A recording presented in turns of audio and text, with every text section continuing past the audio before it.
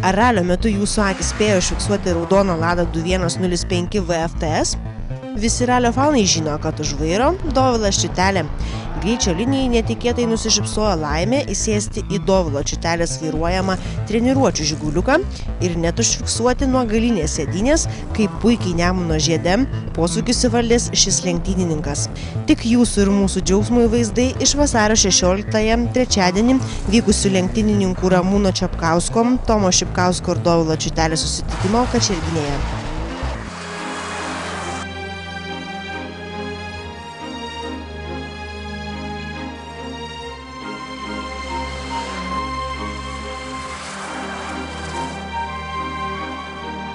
Malonu, kad susirinkote į mūsų organizuojamą šventę, jinai daugiau tokia ir lenktyninė susijusi su mūsų Bauer Racing komanda ir su mūsų servizu, ETS servizu, kuriame mes darbuojamės.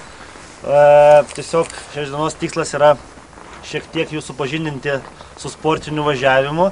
Šitas automobilis yra ne lenktyninis, jis yra labai arti lenktyninio automobilio, jame nėra tik tai saugumo lankų, bet visa važiuoklė, vadinkim, transmisija, blokiruotės yra labai panaši į tą automobilį, su kuriuo mes su Tomu važiuojame Lietuvos autoralio čempionate. Padangos yra irgi tikros lenktyninės, su kuriomis irgi žiemą yra važiuojama.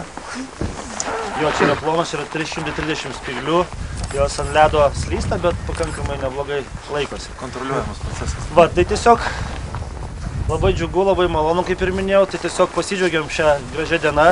Pabūnam, pabendraujam, kadangi čia žmonės susirinko iš įvairių sričių, vadinkim, sritis gal automobilizmas, bet tiesiog ne visi gal vieną kitą pažįstate, tai prašau susipažinkite, pabendraukite, o aš pabandysiu jūs nudžiuginti savo važiavimu.